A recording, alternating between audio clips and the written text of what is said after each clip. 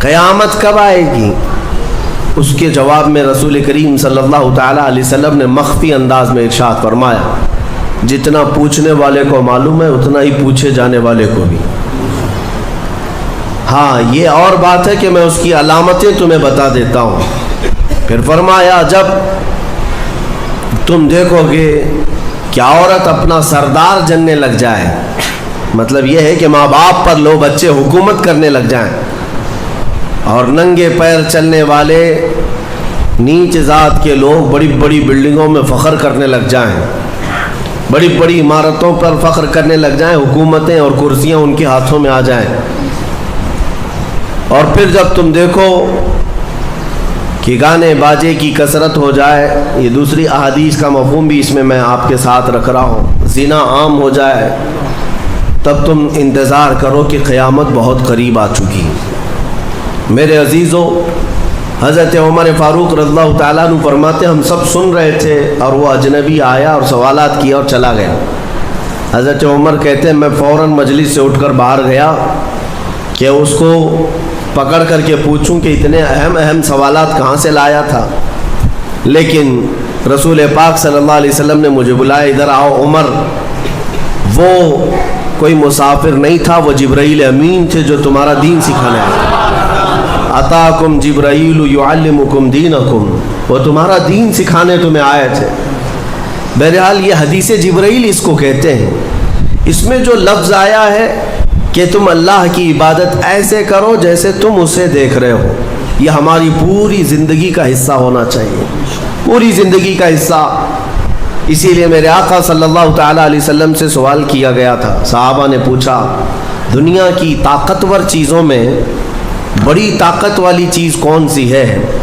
ترتیب وار حضور اکرم صلی اللہ تعالیٰ علیہ وسلم نے ارشاد فرمایا لوہا ہے، لوہا بہت مضبوط چیز ہے۔ صحابی نے پوچھا کیا اس سے بھی زیادہ طاقتور کوئی چیز ہے؟ کہا ہاں اس سے بھی زیادہ اگر طاقت آگ میں ہے، کیونکہ آگ لوہے کو پگھلا دیتی ہے۔ پوچھنے والے نے کہا کیا آگ سے بھی زیادہ طاقت کسی میں ہے؟ حضور نے فرمایا ہاں پانی میں ہے، پانی آگ کو بھی بجھا دیتا ہے، پانی کی طاقت بہت زیادہ ہے، سونامی پانی ہی سے تو آتا ہے۔ اور اس کے بعد پھر پوچھنے والے نے کہا کیا پانی سے بھی زیادہ طاقت کسی کی ہے؟ آپ صلی اللہ علیہ وسلم نے فرمایا ہاں دنیا میں سب سے زیادہ طاقت ہوا کے اندر ہے، وہ پانی ہو کہ لوہا ہو کہ آگ ہو، سب کو ہوا اڑا لے جاتی ہیں، اور ہوائیں جب جوش میں آئیں یا جلال میں آئیں تو بڑے بڑے پہاڑ بھی کھسک سکتے ہیں۔ ہواؤں کی طاقت کا اندازہ تم نہیں لگا سکتے، گھروں کی چھتیں اکھاڑ لیں گی اور لوگوں کو تہس نہس کر دیں گی ہوائیں اگر جلال میں آئیں۔ تو پھر پوچھنے والے نے پوچھا کیا اس سے بھی زیادہ طاقت کسی کے اندر ہے؟ حضور پاک صلی اللہ علیہ وسلم نے فرمایا ہاں ایک چیز میں ہے اور اس سے زیادہ پھر کسی کی چیز میں نہیں۔ پوچھا وہ کیا ہے؟ میرے آقا صلی اللہ علیہ وسلم فرماتے ہیں اس ہاتھ میں ہوا سے زیادہ طاقت ہے جو اللہ کی راہ میں عطا کیا تو دوسرے ہاتھ کو خبر نہ ہوگی۔ یہ اخلاص والا ہاتھ، اخلاص والا ہاتھ کہ اسے خود خبر نہ ہوئی ہو کہ اس نے اللہ کی راہ میں دیا ہے تو کتنا دیا، کیسے دیا۔ میرے عزیزو یہ اس کو اخلاص کہتے ہیں، یہ خالص اللہ کے لیے دیا، خالص اللہ کے لیے دیا، اس کی طاقت بہت زیادہ ہے۔ اب آپ کو میں وہ نکتہ بھی سمجھا دوں، اولیاء اکرام کی کرامتیں سنتے رہتے ہیں، میاں وہ کیا کھا کر کے اتنی طاقت بنائے تھے۔ غوث پاک رضی اللہ تعالیٰ عنہ بغداد میں بیٹھے ہوں اور دریا میں اگر سیلاب یا طوفان آ جائے اور کشتی بھنور میں پھنسنے لگے تو کئی واقعات ہیں کہ کشتی میں بیٹھے ہوئے مسافروں نے دیکھا کہ غوث پاک تشریف لائے، ان کی کشتی کو سل دیا، سنبھالا۔ جن کشتیوں میں پھٹن تھی یا پانی آ رہا تھا، یہ طاقت کیسے، یہ تصرف کیسے ان کے پاس حاصل ہوا؟ کوئی کھانا پانی ایسا ہے دنیا میں جس کو کھانے کے بعد اتنی بڑی طاقت مل جاتی ہے؟ میرے عزیزو یہ اولیاء کاملین کے پاس جو بھی طاقت تھی وہ اخلاص کی طاقت تھی، وہ جو عمل کرتے تھے وہ خالص اللہ کے لیے کرتے تھے، خالص اللہ کے لیے، اور وہ اپنے آپ کو تک فنا کر چکے ہوتے اللہ رب العزت کی بارگاہ میں۔ اسی لیے میرے عزیزوں ان طاقتوں کے سامنے دنیا کی کوئی طاقت ٹک نہیں پاتی. اخلاص کی طاقت آج تم کر کے تو دیکھو. اللہ رب العزت کی بارگاہ میں اگر مخلص ہو گئے تو شیطان جو چیلنج کر کے آیا تھا اللہ کی بارگاہ میں, لَأَقْعُدَنَّ لَهُمْ صِرَاطَكَ الْمُسْتَقِيمَ, مولا میں تیرے سیدھے راستے پر بیٹھ جاؤں گا, جو بھی تیرے سیدھے راستے سے گزرے گا میں اس کو بہکاؤں گا, کبھی دائیں جانب سے, کہیں بائیں جانب سے, کبھی آگے سے, کبھی پیچھے سے. قرآن کی آیت میں بتا رہا ہوں آپ کو, 8ویں پارے میں اللہ نے فرمایا, شیطان یہ چیلنج کیا اللہ سے, قیامت تک تو مجھے مہلت دے دے, میں تیرے بندوں کو بہکاؤں گا. اور پھر اللہ تبارک و تعالیٰ سے وہ کہتا ہے کہ ان سب کو سیدھے راستے سے میں ہٹاؤں گا. لیکن شیطان نے اخیر میں ایک جملہ یہ بھی کہا, مولا یہ جتنے بھی سیدھے راستے پر چلیں گے ان کو بہکا تو دوں گا, الا عبادک منہم المخلصین, مگر تیرے وہ بندے جو اخلاص کے ساتھ تیری عبادت کرتے ان پر میرا داؤ نہیں چل سکے گا, میں انہیں نہیں بہکا سکوں گا. اب اندازہ کرو کہ شیطان جس کے پاس ساری طاقتیں آ جاتی ہیں باطل طریقے سے وقتی طور پر, وہ عاجز آ گیا, تو پھر دنیا کی یہ چھوٹی موٹی طاقتیں تمہارا کیا بگاڑ لیں گی. اگر اخلاص تمہارے اندر آ جائے, خلوص کی دولت آ جائے, دنیا میں جو کچھ بھی کر رہے ہو سب دکھاوے کے لیے نہیں ہے. کچھ عبادتیں ایسی ہیں جو تمہارے ساتھ راز رہے تمہارے اور تمہارے پروردگار کے بیچ. ہر بات کی تشہیر کرنا ضروری نہیں ہوتا کہ لوگوں کی مدد آپ نے کیا تو پیپر میں چھاپ دیا, اور آپ کوئی نیکی کر رہے ہیں تو ضروری نہیں ہوتا کہ ہر چیز کی تشہیر کی جائے. ہاں کچھ چیزوں میں حکمت اور مصلحت ہو سکتی ہے کہ لوگوں کو نیکی کی طرف بلانے کے لیے اعلان کیا گیا ہو, لیکن ہر چیز میں نہیں. عزیزان گرامی وقار, اخلاص جب کسی کے پاس ہو تو ایک اور حدیث میں آپ کو بتا دوں, بندے جو عبادت کرتے ہیں نا یہاں پر دنیا میں بھی, سب کا کچھ نہ کچھ ایک غرض ہے, کچھ نہ کچھ ایک مقصد ہے. آپ نماز کے لیے آئے ہیں یا نیکیاں کر رہے ہیں یا گناہوں سے بچ رہے ہیں تو کوئی تو غرض ہوگی. حدوں میں سے ایک چیز ہوگی, جہنم کا خوف ہوگا, اللہ کے عذابات سے ڈر لگتا ہوگا, اس لیے نماز پڑھ لیتے ہیں, پوری اپنی صحیح کر لیتے ہیں. یا تو پھر جنت کی نعمتوں کا شوق ہوگا کہ جنت میں جانا ہے, صحابہ تابعین اولیاء کاملین کے پڑوس میں رہنا ہے. یا تو شوق ہے یا تو ڈر ہے, اور یہ دونوں چیزیں بندے کو عبادت کرواتی ہیں. قیامت کے دن کے متعلق حدیث میں ملتا ہے, جب بخشے گئے ہوئے لوگ جن کو جنت بھیجا جا رہا ہے, جنتیوں کی بات کر رہا ہوں عام کی نہیں, تو اس میں 3 کیٹیگری ہوں گی. ایک جماعت ہوگی جن سے اللہ تعالیٰ فرمائے گا کہ اے بندو تمہارے اوپر آج جنت کھول دی گئی, تم بخش دیے گئے ہو, تم عبادت کرتے تھے دنیا میں, بتاؤ کیوں کرتے تھے. وہ بندے کہیں گے کہ مولا تیری جہنم سے بڑا ڈر لگتا تھا, اس کے عذابات کا خوف تھا, اس لیے ہم عبادت کرتے تھے. رب تعالیٰ فرماتا ہے کہ جس چیز سے تم ڈرتے تھے میں نے آج بچا لیا, جاؤ میری جنت میں. ان کو جنت بھیج دیا جائے گا. دوسری ایک جماعت, ان سے رب تبارک و تعالیٰ پوچھے گا تم کیوں عبادت کرتے تھے, تم بھی جنت کے مستحق ہو گئے ہو, آج بخشے گئے ہو.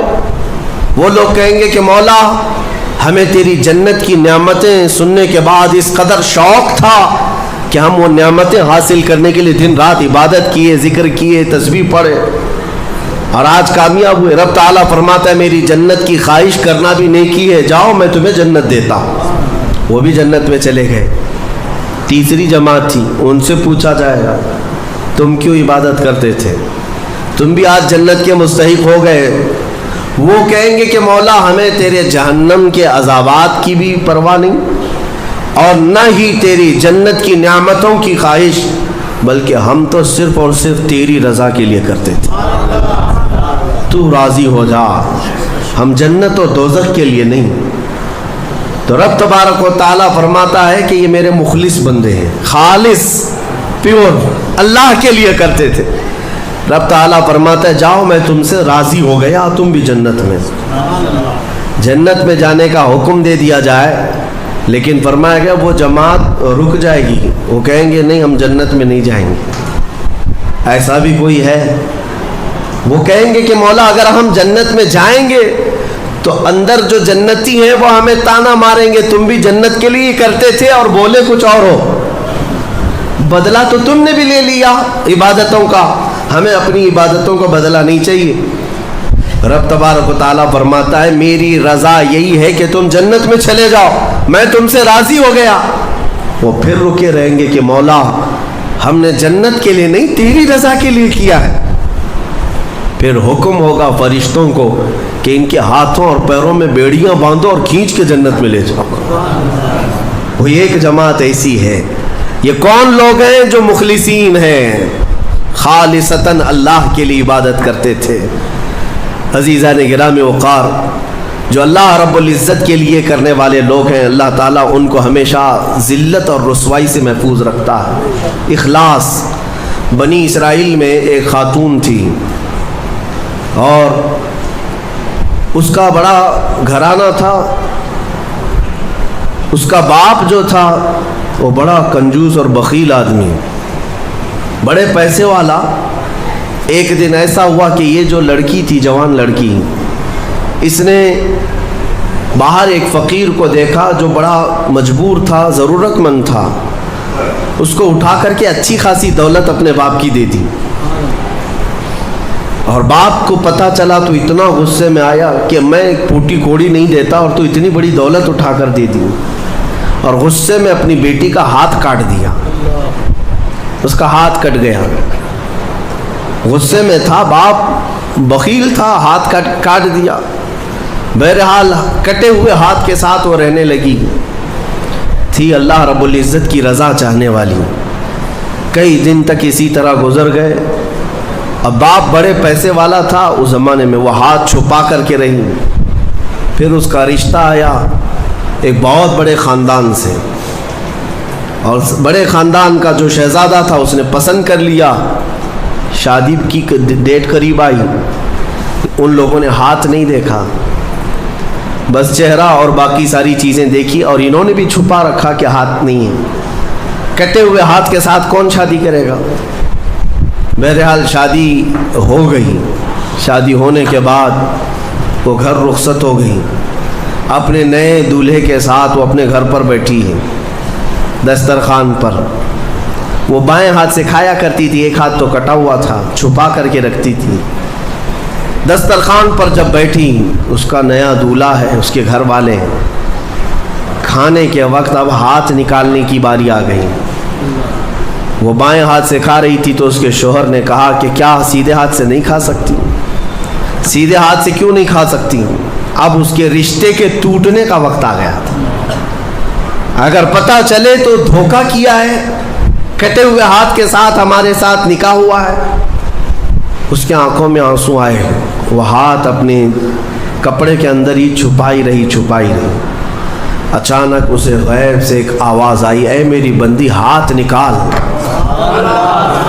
اس نے اپنے دوپٹے کے اندر سے ہاتھ نکالا تو سیدھا ہاتھ پورا صحیح سلامت تھا۔ پھر وہ زمانہ موسیٰ علیہ السلام کا تھا، ان کی بارگاہ میں حاضری دے کر اس نے اپنا یہ واقعہ سنایا۔ سیدنا موسیٰ کلیم اللہ فرمانے لگے، مولا نے مجھے یہ وحی دے کر بھیجا اور ارشاد فرمایا کہ اے موسیٰ ہم اس ہاتھ کو شرمندہ نہیں ہونے دینا چاہتے جو ہاتھ میری بارگاہ میں اخلاص سے اٹھاؤ۔ میرے عزیزو، یہ اخلاص کی دولت ہے۔ جو خالصتاً اللہ کے لیے کچھ کیا ہو، مولا اسے کبھی ذلیل نہیں ہونے دے گا، اسے بے عزت نہیں ہونے دے گا۔ اسی لیے کچھ کام ایسے کر جاؤ جو خالصتاً اللہ کے لیے ہو۔ رب تبارک و تعالیٰ کے لیے اب تک کیا کیا ہے اس کا بھی آپ کے پاس کچھ تو ہونا چاہیے۔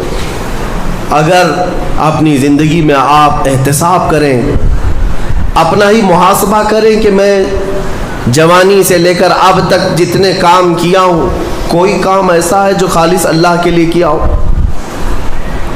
رسول پاک صلی اللہ تعالیٰ علیہ وسلم کی ایک حدیث میں آپ کے سامنے عرض کرتا ہوں، اخلاص میں کتنی طاقت ہے وہ بتاتا ہوں۔ حضور اکرم صلی اللہ علیہ وسلم فرماتے ہیں، صحیح حدیث ہے یہ، 3 لوگ سفر پر تھے، 3 دوست تھے، یہ تینوں سفر پر تھے۔ اور یہ پہاڑوں کے راستے سے جا رہے تھے. ایک پہاڑ کے غار میں ان لوگوں نے پناہ لینے کے لیے تھوڑی دیر آرام کیا اور بارشیں شروع ہو گئیں, طوفانی بارش. اور ایسی بارشیں آئی کہ پہاڑ کے پتھر کھسکنے لگے اور ایک بہت بڑی چٹان کھسک کر کے یہ غار کے منہ پر آ کر گر گئی. غار بند اور یہ اندر 3 بیٹھے ہوئے ہیں. ہاتھ کے ہلانے سے تو پتھر جانے والا نہیں. ایک بڑی چٹان گر کر کے بند ہو چکی, ان کی قبر وہیں بننے والی. 3 لوگ ہلا کر کے کیا ہٹا سکتے تھے؟ اب تینوں لوگوں نے کیا کیا؟ میرے آقا صلی اللہ علیہ وسلم فرماتے ہیں تینوں رونے لگے کہ اب ہماری موت یہیں پر ہونے والی ہے, ختم ہے. لیکن اس سے پہلے چلو اللہ کی بارگاہ میں اپنی زندگی کی کوئی ایسی چیز ہو جو تم نے خالص اس کے لیے کیا تھا, اس نیکی کو وسیلہ بنا کر کے دعا کرتے ہیں, دیکھتے ہیں پتھر ہٹتا ہے کیا. تو تینوں نے اپنی اپنی زندگی کی ایک ایک چیزیں شمار کرنا شروع کیا. توجہ چاہتا ہوں.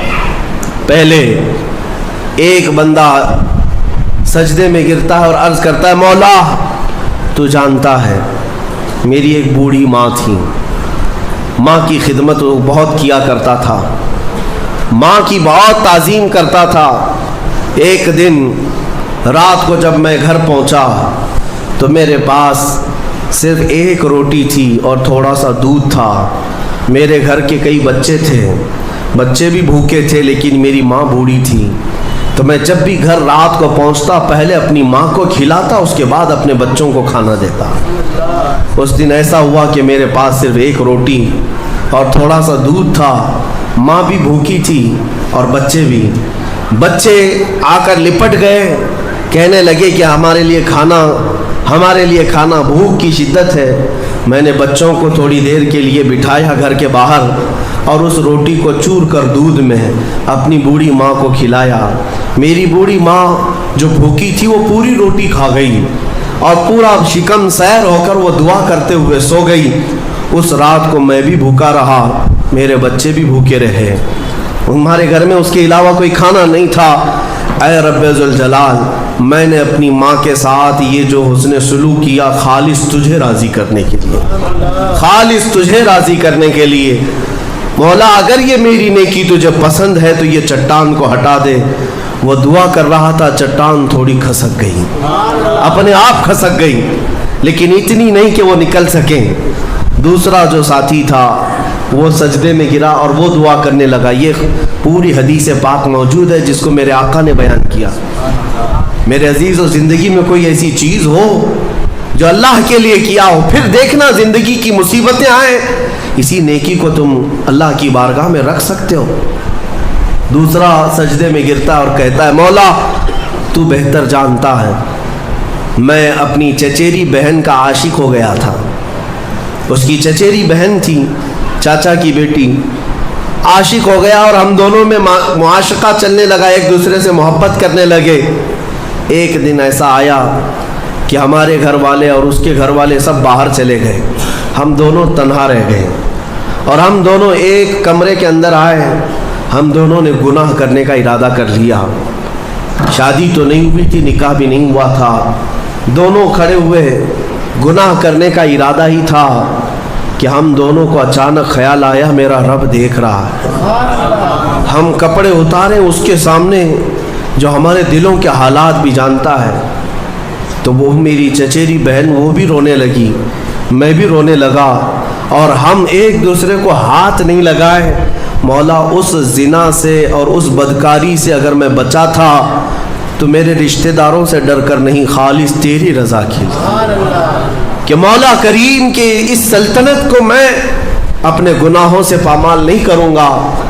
تو جب یہ وہ کہنے لگا اور عرض کیا مولا اگر میں وہ رات گناہ سے بچاؤں, تیری بارگاہ میں میرا وہ بچنا پسند ہے تو اس چٹان کو تو ہٹا دے. حدیث پاک میں چٹان اور کھسک گئی. تیسرا شخص تھا وہ سجدے میں گرا اور کہنے لگا اے رب ذوالجلال تو بہتر جانتا ہے میں ایک زمین اور جائیداد کا مالک تھا, میرے پاس کئی مزدور کام کیا کرتے تھے اور ایک مرتبہ ایسا ہوا کہ میں مہینہ ختم ہوتے ہی سارے مزدوروں کو ان کی تنخواہ دے دیا کرتا. ایک مزدور ایسا ہے جو اپنی تنخواہ لیے بغیر چلا گیا.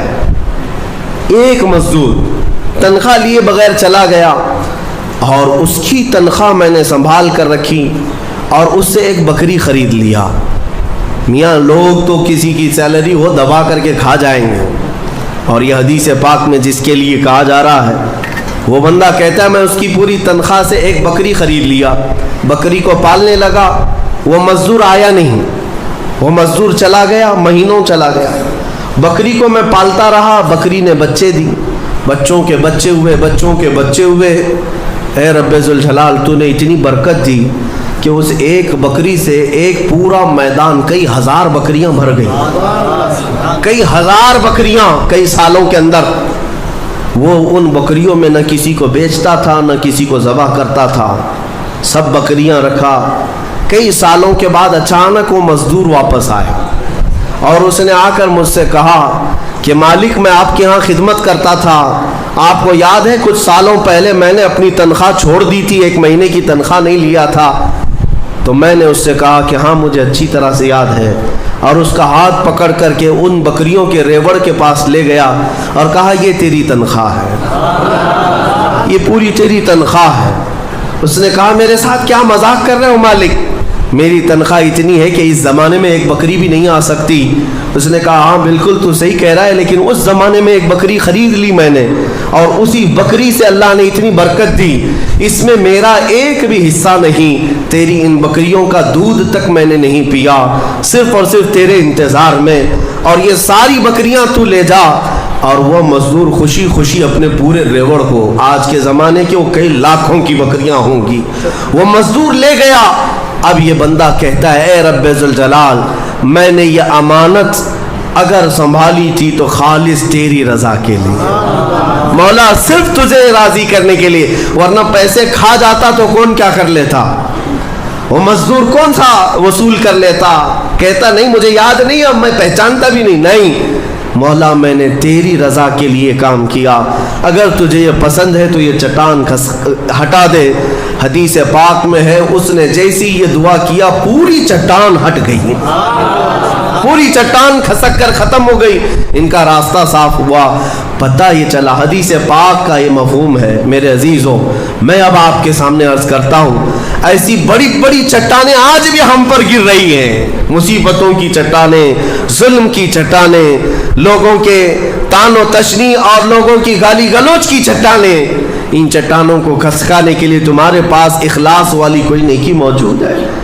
رب تبارک و تعالیٰ کی بارگاہ میں کبھی یوں عرض کرتے کہ مولا میں نے خالصتاً ایک رات تیرے لیے کھڑے ہو کر پکارا تھا جب سب لوگ سو رہے تھے, میں صرف تجھے راضی کرنے کے لیے عبادت کیا. مولا اگر تو راضی ہے تو ان فلسطین کے بچوں پر رحم کرتے ہیں. ہمارے پاس ایسی کوئی چیز ہے جو ہم عرض کر سکیں. آج دعائیں کہاں نہیں ہو رہی ہیں, دعائیں سب جگہ ہو رہی ہیں, اجتماعی دعائیں ہو رہی ہیں, ہر خطبے میں, ہر نماز میں, ہر جگہ دعائیں ہوتی ہیں. لیکن میرے عزیزو شاید وہ اخلاص سے خالی ہو گئے ہیں. ایک بات یاد رکھنا, حرام لقمے پیٹ میں پڑے ہوں, حرام کمائی گھر میں پڑی ہو تو حدیث پاک میں اس کی کوئی دعا آسمان تک نہیں جاتی, کوئی دعا آسمان تک نہیں جاتی. اور ان تمام چیزوں کی طرف کبھی خیال بھی نہ کرنا اور پھر یہ کہنا کہ ہماری دعائیں کیوں نہیں قبول ہوتی. اخلاص نہیں ہوتا, یا تو پھر دعا تو کرتے ہیں, کمائی بھی صاف ہے, حلال ہے, لیکن دعا کرنے کے وقت ایسا لگتا ہے جیسے کوئی ڈیوٹی ادا کر رہے ہیں, جلدی سے بھاگنا ہے. ہم تو دیکھتے ہیں نا, نماز میں ہاتھ اٹھانے میں بھی لوگوں کو شرمندگی ہونے لگتی ہے. کچھ تو مرے ہوئے ہاتھوں کے ساتھ دعا کر رہے ہیں, کچھ انگوٹھے پھوڑ رہے ہیں دعا میں. تم رب تعالیٰ کی بارگاہ میں مانگ رہے ہو, اخلاص اگر ہوتا تو تمہیں اپنے کی خبر نہیں ہوتی. اخلاص, دعا بھی تو رسمی طور پر مانگ رہے ہیں, امام اپنی دعا کر رہا ہے, مقتدی اپنے انگوٹھے پھوڑ رہے ہیں, یہی تو چل رہا ہے. کچھ انگلیوں میں کھیل رہے ہیں, کچھ اپنے ہاتھوں کو نیچے لٹکائے ہوئے ہیں. میرے آقا صلی اللہ تعالیٰ علیہ وسلم جب دعا کرتے ہیں, صحابہ کہتے ہیں کبھی کبھار حضور روتے ہوئے اتنی بلند ہاتھ اٹھا لیتے کہ حضور کے بغلوں کی سفیدی نظر آتی تھی. خانہ کعبہ کے پاس حرم پاک میں کبھی حضور دعا کرتے ہیں. میرے عزیزو دعا ایک طرح سے بھیک مانگنا ہے, اور وہ بھی پروردگار عالم کی بارگاہ میں. اور تمہارے انداز دیکھے جاتے ہیں, تمہارا اخلاص بھی دیکھا جاتا ہے. مانگنے میں ہی تم سیریس نہیں ہو, صرف رٹی رٹائی ہوئی چیزیں بولے جا رہے ہو, یعنی کسی نے یاد کرا دیا بس وہی بولے جاؤ. تمہارا دل کب کہہ رہا ہے, دل کی حضوری کے ساتھ کب کہہ رہے ہو. کچھ چیزیں خاص ہیں, صغیرہ کبیرہ ہمارے معاف کر دے, اس کو پتہ ہی نہیں صغیرہ کون ہے کبیرہ کون ہے. یہ تو رٹی ہوئی چیزیں بولے جا رہے ہو نا. اے اللہ ہمارے صغیرہ کبیرہ معاف کر دے. کیا ہے صغیرہ کبیرہ, کچھ پتہ نہیں, مولوی صاحب نے سکھایا تھا. دل کا جب حضور نہیں, دل کا اخلاص نہ ہو تو پھر کیا چیز مانگ رہے ہو اللہ کی بارگاہ میں. اخلاص یہ سب سے بڑی طاقت ہے. اگر یہ نہیں ہے تو عبادتوں کی جان ہی نہیں ہے. عبادتوں کی جان ہی نہیں ہے. عبادتوں کی جان اخلاص ہے. یہاں تک کہ امام غزالی